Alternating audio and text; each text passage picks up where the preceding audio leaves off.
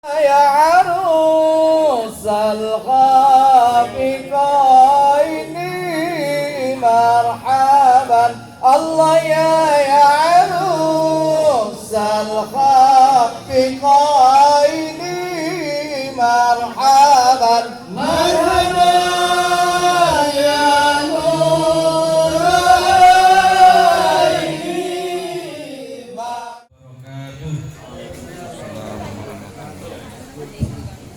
Jalan-jalan ke Bandar Alam, jangan lupa beli nanas. Yang mau jawab salam, saya doakan hutangnya lunas. Amin. Yang kami yang paling kencang berarti banyak hutangnya. Jalan-jalan tengah malam, tiba-tiba ketemu beruang. Yang mau jawab salam, saya doakan pulangnya dapat uang. Amin. Pasti ini gak punya langsung. Assalamualaikum warahmatullahi wabarakatuh. Assalamualaikum warahmatullahi wabarakatuh. Innallaha witrun wa yuhibbul witra. Sesungguhnya Allah itu satu, sesungguhnya Allah itu esa, sesungguhnya Allah itu ganjil dan mencintai perkara yang ganjil. Maka kalau salam tadi baru 2 kali, biar ganjil tambah 1 kali agar kita semua dicintai oleh Allah Subhanahu wa ta'ala. Assalamualaikum warahmatullahi wabarakatuh. Waalaikumsalam warahmatullahi wabarakatuh. Alhamdulillah, alhamdulillah wa kafa. Wa usalli wa usallim ala sayyidil Mustafa wa ala alihi wa sahbihi ahli sidqi wal wafa. Ashhadu an la ilaha illallah wahdahu la syarika lah wa ashhadu anna sayyidana Muhammadan abduhu wa rasuluh. Rabbi shrah li sadri wa yassir li amri wahlul 'uqdatam min lisani yafqahu qawli, amma ba'du.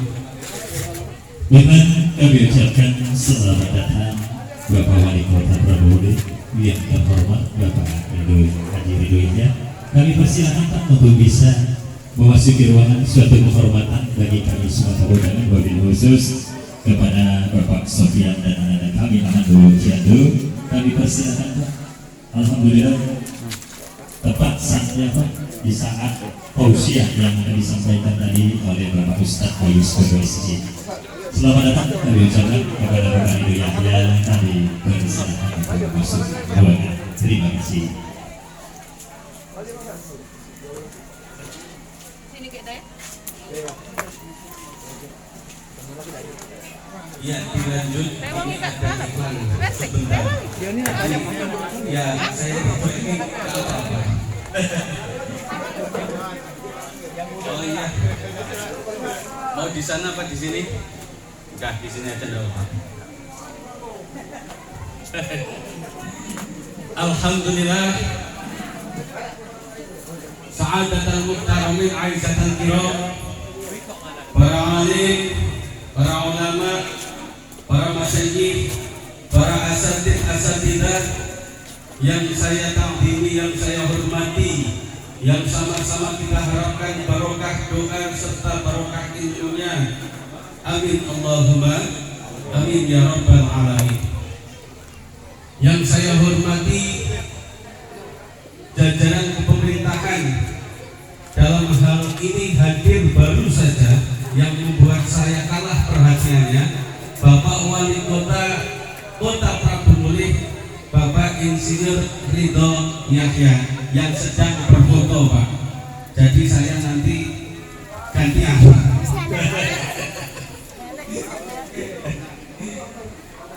Yang saya hormati Ibu RW 09, Bapak RT dari 01 sampai 07 yang saya hormati pula. Yang saya hormati tamu undangan bapak-bapak, ibu-ibu rahimahullah.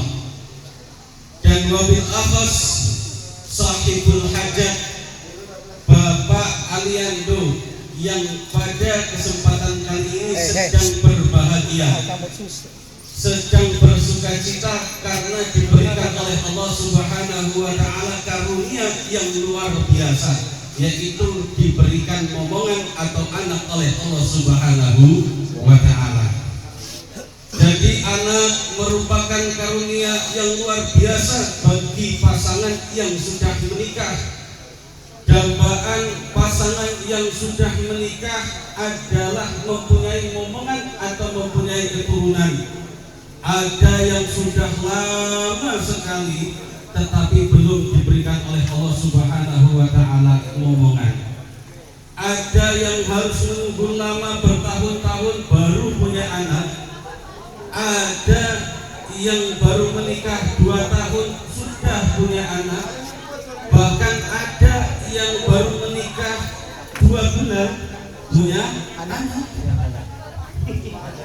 Ya bisa zaman sekarang seperti itu. Jangankan seperti itu, Bu. Jangankan yang sudah menikah 2 bulan kemudian punya anak, yang belum menikah, wanita-wanita, perempuan zaman sekarang banyak yang mau saingan dengan Siti Maryam. Siti Maryam itu tidak punya suami. Mohon maaf ibu-ibu kalau agak-agak lihatnya tidak jelas tidak apa-apa. Yang penting suaranya aja kedengeran, tidak masalah. Masalah orangnya tidak kelihatan, tidak masalah. Halus. Maksud halus, suaranya kelihatan, suaranya terdengar, wujudnya tidak kelihatan. Jadi perempuan zaman sekarang ternyata itu banyak yang pengen saingan dengan Siti Maryam. Siti Maryam itu tidak punya suami, tetapi punya anak. Bahkan anak Siti Maryam menjadi seorang nabi yang namanya Nabi Isa alaihi salam. Nah, zaman sekarang ini banyak yang mau saingan sama Siti Maryam. Tidak punya suami tapi punya anak. Tapi bedanya kalau Siti Maryam anaknya jadi nabi, anaknya perempuan sekarang jadi bingung. Nah, bingung. Itulah bedanya. Jadi pengen saingan tapi kalah kelasnya. Bapak Ibu yang saya hormati, ketika kita berbicara masalah akikoh, sebenarnya akikoh ini apa, Bapak? Kita hampir setiap pekan dapat undangan acara akikoh. Hampir setiap bulan kita menghadiri acara akikoh. Nah, akikoh ini sebenarnya apa? Akikoh sendiri artinya apa? Karena kadang kita menghadiri acara akikoh, tetapi kita tidak tahu apa itu akikoh. Kalau di Jawa itu akikoh biasanya diambil belakangnya sama orang-orang. Kekah. Mau kemana, Pak? Mau kekahan. Mau acara apa, Pak? Mau acara kekahan. Tinggal diambil belakangnya. Di tempat Pak Aminuddin juga seperti itu asalnya di Betawi sana. Kalau akikoh diambil belakangnya, acara apa Pak ini? Kekahan. Sama. Diambil belakangnya. Padahal dari huruf ain, qaf, ya, qaf, ta marbuto, akikoh. Artinya apa akikoh? Akikoh itu ismun lima yudbahu lil walidi. Monggo, tidak mau ajak saya.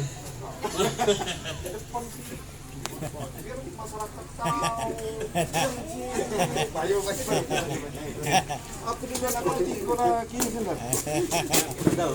Ini pakai sendal siapa aja? Pak disuruh Pak, malu.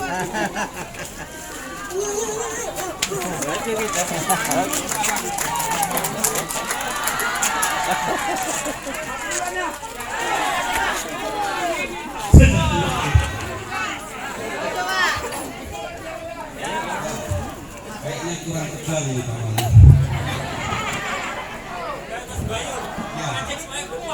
Iya, ya itulah saya kan tadi mendoakan mudah-mudahan pulangnya dapat uang. Tapi ini belum pulang sudah dapat. Nah, itu. Jangan iri Bu ya. Ya itu seperti itu. Semoga selamat sampai tujuan Pak Wali. Saya senang kalau ketemu Pak Wali. Ya Pak Amin, mohon maaf Pak Amin. Ya akikoh. Sampai mana tadi? Akikoh. Akikoh. Akikoh artinya ismun lima yudbahu lil walidi. Yang namanya akikoh itu nama hewan yang disembelih untuk anak yang baru lahir. Jadi wedhus, kambing kalau disembelih untuk anak yang baru lahir, wedhusnya, kambingnya namanya akikoh. Jadi akikoh ini bukan acaranya, tapi kambingnya Pak.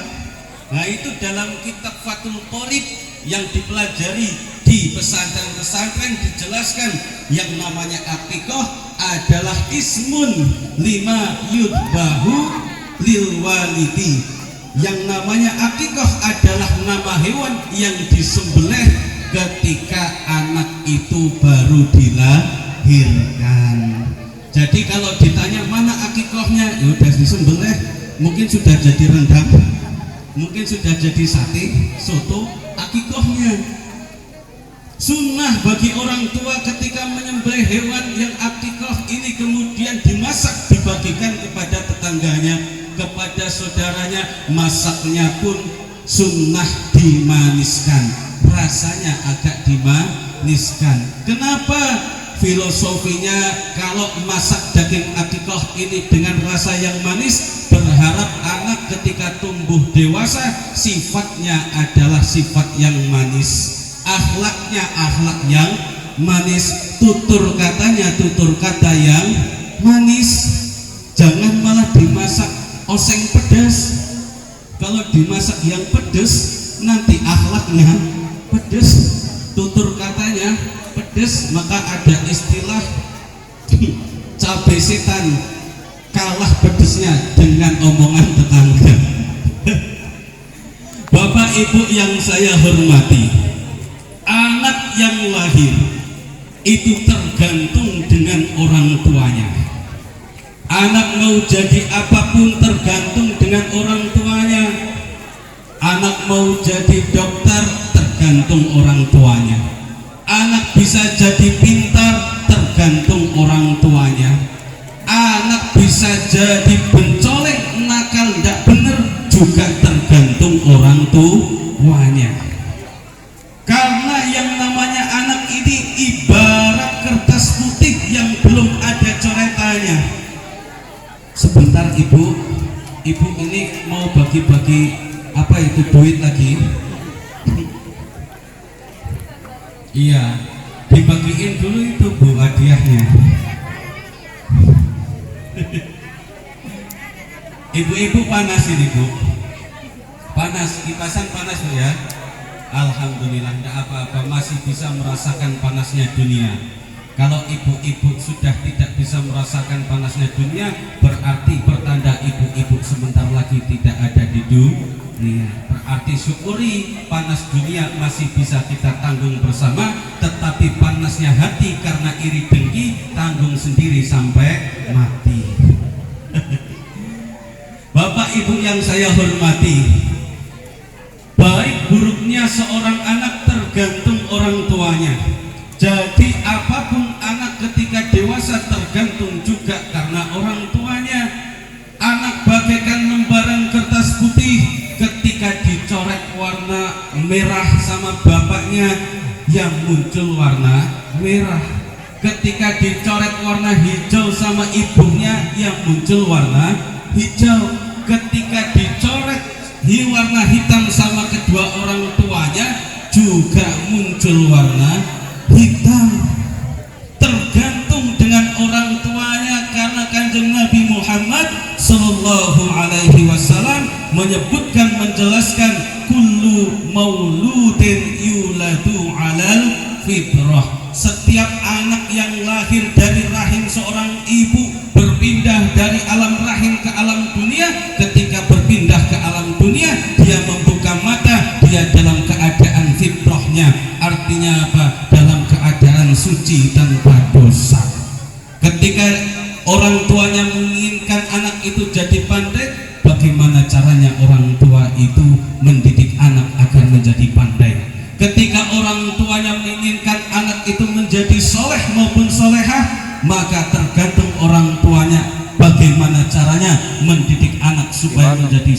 maupun solehah.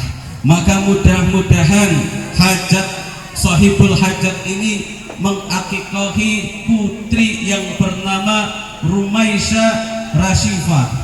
Artinya apa? Pak Nurdin, artinya apa? Nggak tahu pas, wallahu a'lam. Kalau menurut saya, kalau sepengetahuan saya itu, kalau kata orang pesantren atau kata santri Rumaisya itu bagi-bagi lagi, masih banyak tuh duitnya, bagi-bagi terus ini. Rumaisya itu artinya kalau nggak salah adalah kebahagiaan, kecantikan seorang wanita yang mempunyai kebaikan.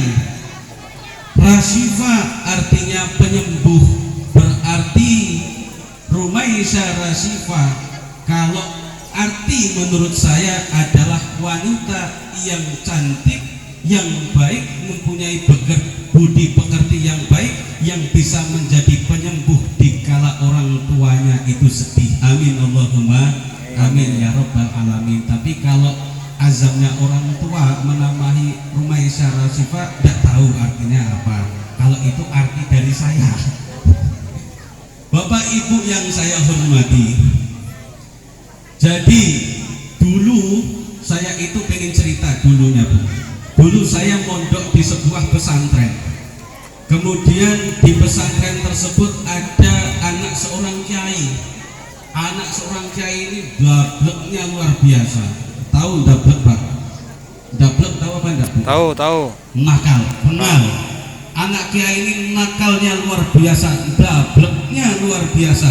Bahkan nakalnya ini tidak untuk diri sendiri aja enggak, tetapi ngajak-ngajak santri yang lain agar bisa nakal bareng-bareng. Ini anak kiai Pak, ini anak ulama.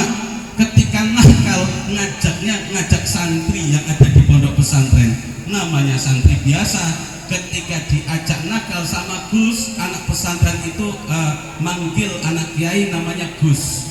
Jadi ketika diajak Gus untuk tidak ngaji, ya nurut karena tidak berani membantah. Diajak sama anak kiai, diajak tidak sholat berjamaah, mau, karena yang ngajak adalah anak kiai. Kemudian suatu ketika ada orang tua santri Bu, ngadu ke Pak Kiai. Pak Kiai, ini anak saya ini nakal, tidak mau ngaji, tidak mau sholat berjamaah di rumah. Katanya kalau di pondok ini diajak sama anak Pak Kiai, tidak ngaji, tidak sholat, makanya terpengaruh sama nakalnya anak Pak Kiai. Apa kata Pak Kiainya Bu? Kalau ini luar biasa jawaban dari Pak Kiai. Mohon maaf Bu, mungkin kalau anak saya nakal itu berarti saya mendidiknya kurang benar. Kalau anak saya nakal berarti doa saya ini kurang serius, kurang ikhlas mendoakan anak. Ini jawaban Kiai yang luar biasa bijaksananya Pak. Kalau mungkin sekarang di seperti itu kan Pak Kiai, anak Pak Kiai itu nakal, mana mungkin anak saya nakal, saya kan Kiai, anak saya itu kan Gus, anak Kiai, tidak mungkin nakal, anak ibu itu yang nakal, yang mengaruhi anak saya.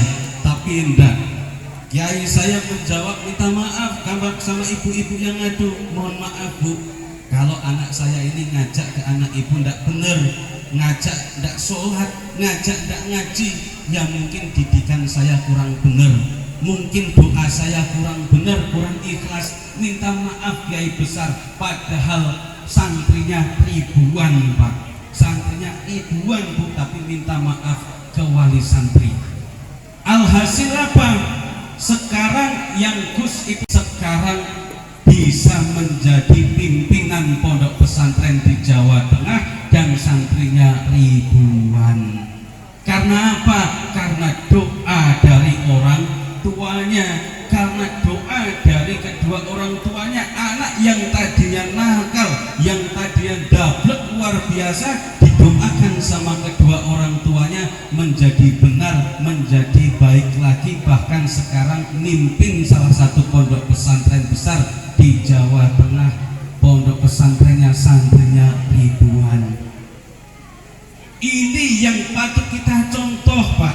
Ini yang patut kita contoh, Bu. Terkadang kita mampu menyekolahkan anak masuk ke sekolahan favorit, tetapi kita lupa untuk mendoakan anak kita. Kita mampu memasukkan anak ke pesantren, tapi orang tuanya lupa untuk mendoakan anaknya.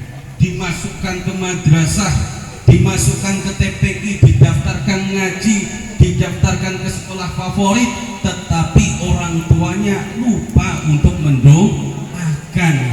Baik buruknya sekarang kita saat ini itu tergantung doa orang tua kita terdahulu. Bapak ibu jadi pejabat sukses, kalau ada Pak Rito, saya mau ngojoki Pak Rito sebenarnya ini. Pak Rito jadi wali kota, itu bukan hanya kerja keras Pak Rito semata, tetapi pasti aku yakin karena doa orang tua Pak Rito terdahulu agar menjadi orang yang sukses. Bapak-bapak, ibu-ibu sekarang punya kemewahan, punya apa yang bisa didapat, bisa sukses, bisa makmur, bukan hanya kerja keras diri sendiri semata, akan tetapi ada doa orang tua di belakangnya. Anak bisa soleh bukan karena dia soleh pintar belajar saja, enggak Pak, tetapi anak itu bisa soleh karena doa yang tulus yang diijabah oleh Allah Subhanahu wa Ta'ala dari doa orang tuanya. Ini yang jadi introspeksi bagi diri kita yang hadir pada kesempatan kali ini. Padahal ini baru mukadimah, tapi sudah dengar beduk duhur. Ya enggak apa-apa, daripada makruh, mohon maaf, iklan lagi dulu.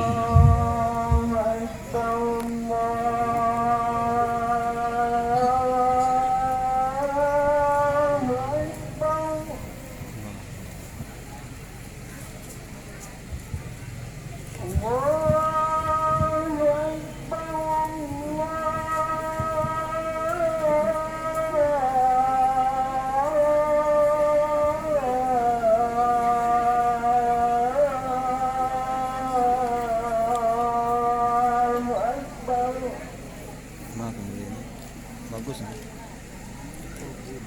Aku beli kamera. Berapa? 200 sama itu. 200 ini. Bukan. Ya, akan cari tahu gitu.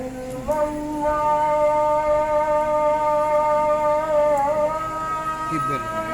Ini bukan. Anu. Karbon teleskop. Macam paralon tapi keras, tapi lentur, tidak akan pecah.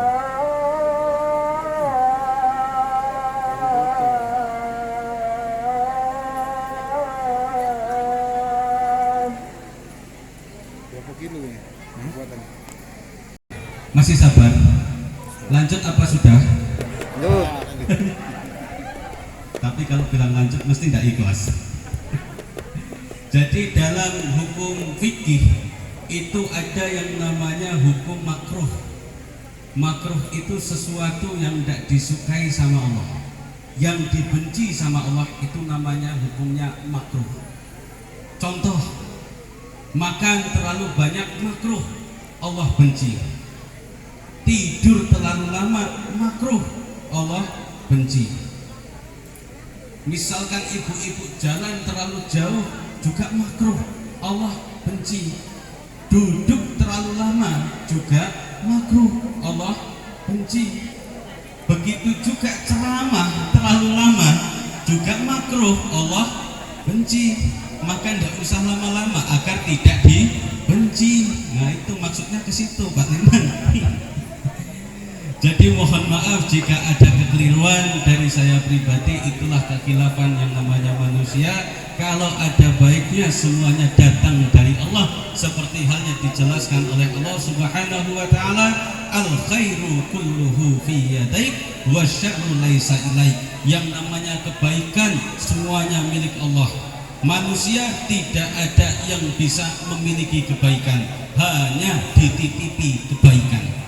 Jadi kalau ada baiknya murni dari Allah Subhanahu wa Ta'ala. Sebelum saya tutup dengan salam, mari kita sama-sama ikhlas mendoakan sahibul hajat Bapak Sofyan beserta keluarga. Mudah-mudahan hajatnya dikabulkan oleh Allah Subhanahu wa Ta'ala, kemudian keluarganya menjadi keluarga yang diberkahi oleh Allah Subhanahu wa Ta'ala, keturunannya menjadi keturunan yang baik dan diberkahi juga di hadapan Allah Subhanahu wa Ta'ala. Amin, Allahumma amin ya rabbal alamin. Al-Fatihah.